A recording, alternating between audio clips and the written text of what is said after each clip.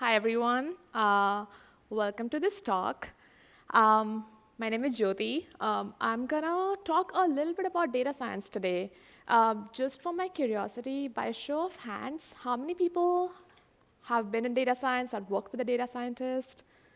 Oh, great. So that's perfect. I was wondering how deep should I go in the basics. OK, perfect. So we're going to spend the next 25 minutes-ish walking through what happens when a standard data science toolkit, like p-value, confidence intervals, et cetera, sometimes don't tell the entire story. So how do we navigate that? Because we all are always launching products and things, and we want to make sure they're successful. And the cost of inaccurate results and launches can have a long-term effect on the product, which you might not even see. So I feel like I've done this a few times, gone through this process, so would love to just share it with you all. We will be going through a real-ish launch, Post-Mortem, for the purpose of this presentation. OK, a little bit about myself. Like I said, my name is Jyoti. I am based out of San Francisco. I've spent the last 10 years doing product data science, both as an IC and as a data science leader. I spent the majority of my time in Meta, which was all over Messenger and Instagram. Really taught me the core product data science, and I just realized this is what I love. This is my sweet spot, so I'm continuing to do the same. I spent some time in Coinbase for a year, and then I joined Loom. Again, by show of hands, how many people know what Loom is? OK, cool. So I'll give you a little bit more detail before I go into the case study. I joined Loom, which was a startup, and got acquired by Atlassian. So now I'm a part of Atlassian, but I still lead the Loom team. All right. So why should we care about this? Every single launch that we've done, we always get a somewhat early data, a green signal, a red signal. We should go forward with it. We should stop. It happens all the time. But too many times, that launch dashboard is not telling the entire story. Honestly, more than 50% of the time, there's so much to uncover, sometimes fully flipping the direction of the results and the recommendation. So I'm going to walk through some easy ways to just dive deeper with very simple lines of Python code that a lot of you are probably already familiar with. All right. Before we go into that, two things. First, we are going to go through a launch setup for Loom editing. I'm going to explain what Loom is. But second, for the sake of my job, I'm using all fake data. This is synthetic. None of this data is correct. This was not what we observed. But we did launch Loom editing, so I'm using that as an example of a major product launch. All right, Loom. Loom is basically a screen sharing software where you can, not screen sharing, screen recording software where you can record your screen and kind of have a voiceover just walking through what you are seeing. Now, as you start to finish this video recording, you can send this to someone. They can basically just use that URL. They have to do nothing else and watch what you want to say. So it saves you a lot of time in analysis walkthroughs, presentations, sales demos, marketing presentations, things you can just send to multiple people very easily. And the core purpose for Loom is to save meeting time, so live meeting time. For the Loom companies, our entire goal is to make meetings more effective. We really want things to be more discussions, less presentations in most of the meetings. So with that being said, we recently, aka a few years ago, a couple of years ago, launched Loom editing, which basically allows you to edit your Loom to remove filler words, use AI, remove silence, now even edit by transcript before you send the video. So just polish your Loom. And this was a massive launch. So the first thing we did, we did our first opt-in beta. And obviously, the core value is very clear. We want people to use Loom more, share more, get more views, and kind of have that continuous cycle. So With that, the day after the launch, we see a 130K users opted into the experience. A lot of people are seeing Loom using editing. We saw a 38% increase in videos recorded per user per month. This was an extrapolated metric from per users per day, but ultimately we are seeing a massive increase, and p-value really, really, really small, which means like you would instantly you might say that, oh, this seems to be a good launch. Let's move forward. But the data scientist's job is to really figure out, is this true? Is everything was accurate or not? So before we ship, we want to make sure, did it actually work? OK, so if you take nothing else away from this talk, this, I would say, is the most important slide for me. Every time you launch something or you run an experiment or you just like do a beta launch, there's 3 key assumptions you should question. Number 1, was the assignment truly random? Are you comparing the correct groups? Or is it an apples-to-apples comparison? Is your treatment similar to your control? Number 2, can the outcome of the test user impact the control user? So if I have an experience that I'm seeing, can it actually impact the other people who are in control? And number 3, is the effect constant with everyone? So there's overall effect. Now keep digging deeper into like what kind of users are actually finding value, because that's what's actually most valuable for the product down in like ultimately when you're trying to launch and understand better. OK. So with that, number 1, the naive baseline. This is the most straightforward one. 3 lines of code, simple t-test. We filter to treated users. We filter to control users. We run the SciPy stats function, and we have an output. Now, immediately, this is something you might want to put on a slide, which PMs love to do. But we want to just like take a step back and see like, hey, let's go deeper. What is the true impact? And can we like can we have high degree of confidence before we publish something like that? So this, spoiler alert, was wrong by a factor of 5, and we're going to walk through how. Number 1, this is the most, it's like the most obvious one, yet the most common mistake. People love to compare something that users who did X and users who did not do X, what happened? And that, by definition, is not an apples-to-apples comparison. So the treatment group here, if you look at who opted into this experience, were a highly engaged set of users who obviously are going to use every new thing that you want to launch.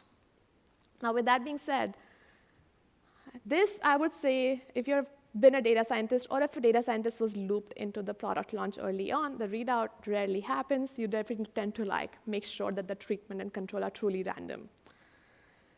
So this was a power user slice. Whatever you're measuring post-launch is basically partly the feature and partly the kind of person who adopts that feature. That's the main selection bias.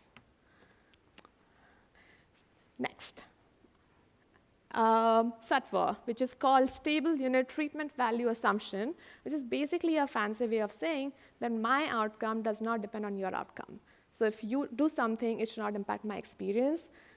Think of things like click-through rates and ads. If you are watching an ad of a shoe or something else and you click through it, if your experience is purely yours, you're not getting influenced by other people. But most companies and most products, that's not the case. It's not the case for Loom, not for Zoom, not for Meta, not for Coinbase. Like pretty much like most places have a social graph, and it can be less or more, but in most scenarios, you will always have some contamination. So let's dig into this a little bit. OK, so like I said, plain A/B test, each user's outcome depends on their treatment. But in all of these companies, I think I spoke to this slide in the previous slide, but most of these companies, user B's treatment leaks into user A's outcome, which is called spillover. Now our control group is contaminated, and we need to work with this data that we still have. OK, so we can't measure spillover directly, but we can detect it. Here is what we do. We filter to the people who did not get the experience, so control users only. We regress their post-period activity by how many of their teammates got it, controlling for their own prior activity. And we run a logistic regression. What we basically trying to do is identify that, hey, like, you were already this type of a user, so we are going to correct for that. And that's what we are trying to ultimately do in this process, controlling for every user's prior activity before they got into this event.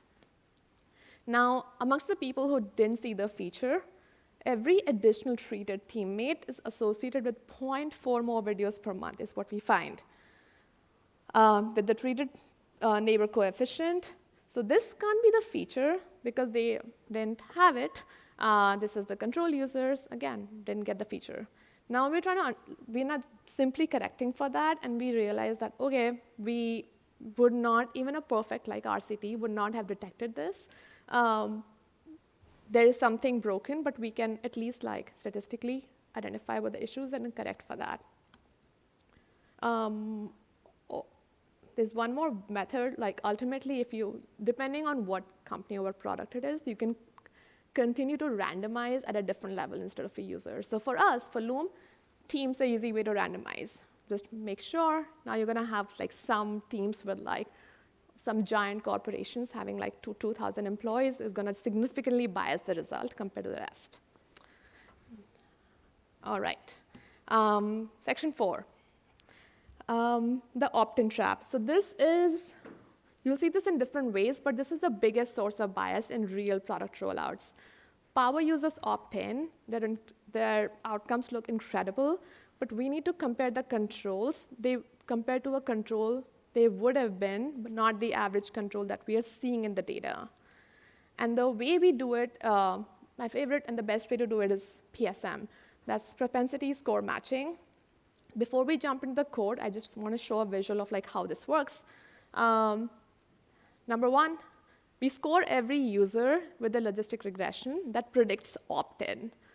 We're basically saying, like, given this is how you look, this is your chance of opting in. We match each opt-in user to its propensity nearest non-opt-in. So kind of like its twin. We are saying these two people look like very similar based on all other traits. Then 3, we drop the ones which are not close enough based on our threshold. And now we find the difference of the mean for the survivors. And that, in simple words, is propensity score matching. With code, it's also quite straightforward. Let's go in steps. Number 1, before we run anything at all, we want to pick our covariates. These are the variables we're going to use to predict who opted in. So all your pre-engagement score is very crucial over here, because if you don't have a pre-engagement score or some version of that, you're basically going to continue to have the bias that you had in the previous data. It's basically a proxy for like what we missed in this test allocation. Number 2, we fit a logistic regression. Here, each user gets a probability of having opted in. That's where you get a number. We did try gradient boosting, but simple logistic regression worked the best.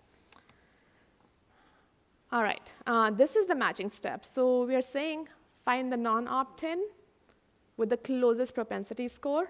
Simple 2 lines. sklearn's nearest neighbors does this lookup pretty easily. PyMatch used to be a library, very classic to be used for this, but supposedly unmaintained for a very long time.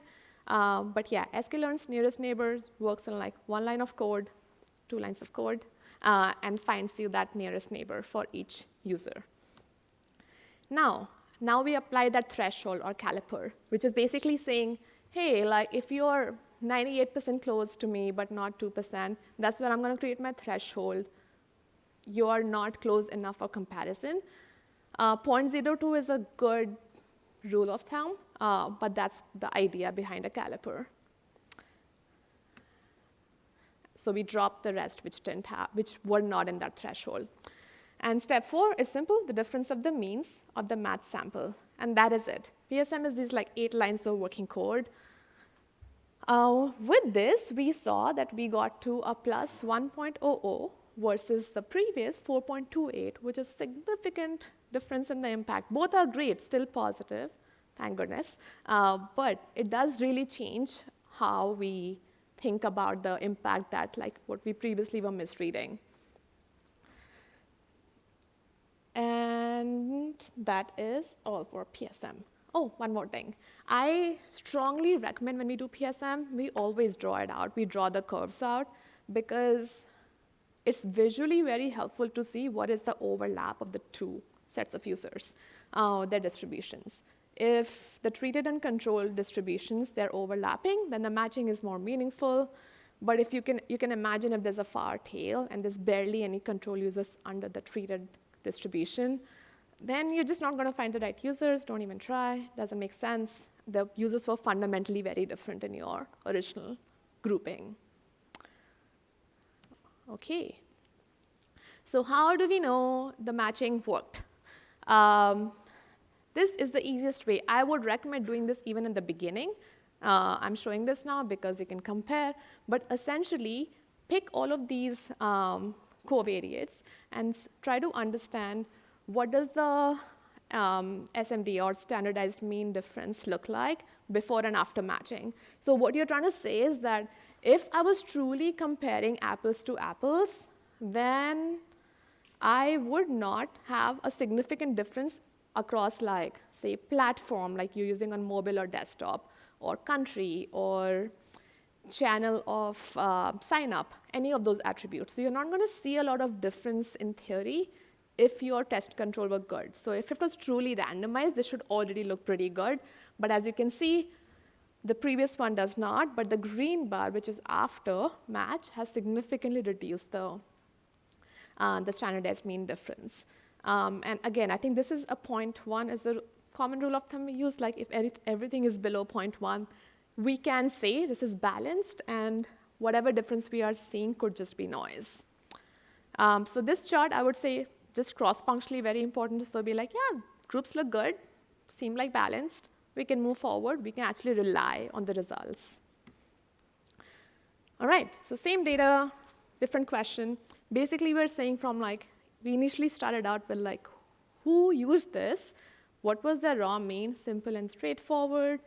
But it only takes a few more lines of code to go to, like, how would these specific users would have behaved without this feature? That is the question we are ultimately trying to answer with every launch.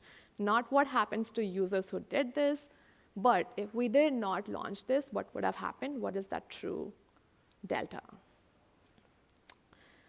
So we see that PSM corrected a lot of the bias. So it's actually, if there's nothing else you would want to do, I'd say that's the quickest, easiest part of the code, which is, like, always run it. Make sure you have good read on every launch.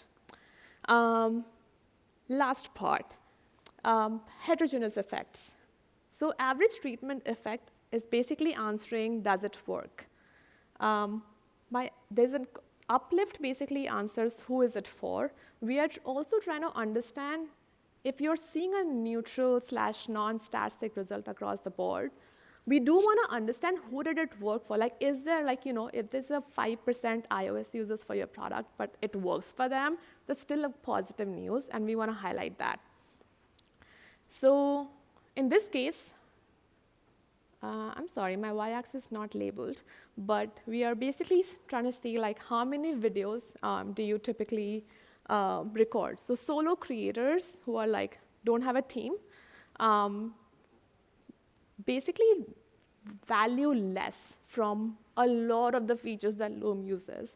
And that is because fundamentally, when you do something which makes you more likely to share, someone else is more likely to view and respond with a comment. And that's a very classic feedback cycle of, like, oh, now I'm more hooked onto this platform. So anytime you share more, you're going to get more feedback and get more engagement. Which is why if you have a workspace with more people, it's, like, unsurprisingly more likely to benefit from any of these feature launches, which are more social. So yes, team gets 3 times the average. So just reporting the headline is sometimes not enough. It's good to see like where you can go deeper. So getting the per user lift of predictions is pretty straightforward. What we can do is we train one model with features plus treated to outcome. And then for each user, we predict the outcome twice. Once pretending they're treating, and once pretending they're control. And we subtract that, and that's it. That is your predicted uplift. You're basically using these 3 lines of code, and you can use all these production-ready libraries that are also new for the same purpose, but essentially this S-learner is the easiest way to just identify, hey, what are the right segments? Who can I look at to identify real impact on the type of user who's benefiting? This is basically called a Gini curve. Essentially, if you see the top, the blue line, the higher it goes, it's basically trying to say that you're getting most of the lift from a small % of users. The more flatter it is, that means you're kind of getting lift from everyone. So if you get a higher lift, you're basically trying to say like, from my top, say 20% of users, I don't know if I have that example. Yeah, just targeting the top 20% captures 41% of the value. And this can be very extreme in case of power users. You might just find like your top 5% is driving 90% of the win. So figure out if there's a cost to what you're launching. And if there's a cost to what you're launching, like token usage, like onboarding drop-offs, then you can always choose to target who to launch to. All right, so basically, putting all this together, we ultimately saw that the same data with different methods starts to give us different results. So it's really important because a number just like has its life in product launches. Once it goes, like everyone's gonna talk about it, it's never gonna end.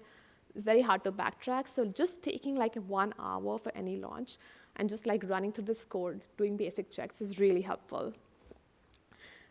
Example things we can share with the product team. It's great to do a default on for team and enterprise accounts because they benefit the most. The marketing copy should emphasize collaboration because we are seeing like desktop users on team accounts have the longest lift. This is some things, not each one of them had the graph in here, but some of the recommendations that can come if you continue exploring. We should push to solo creators and onboarding. And for example, a specific market is like weaker, so we might not want to launch. Okay, so 4 things, summarizing everything to take home. P-value is not enough. It's great, you must look at it, but it's like the basics. Your control could be contaminated. It's really important to know, are your test users impacting your control? The more contamination, the less accurate the results, the less confidence in the launch. PSM cuts most of the bias, so if you just do 1 extra step, this should be the one. And heterogeneity is the product insight. So find who is it that's benefiting, and no matter if you see a positive result or not, just like see who is benefiting, and when you see a negative result, see who is hurting in this experience.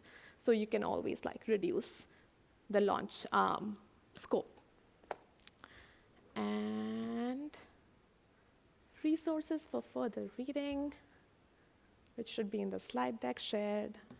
And that's it. Thank you.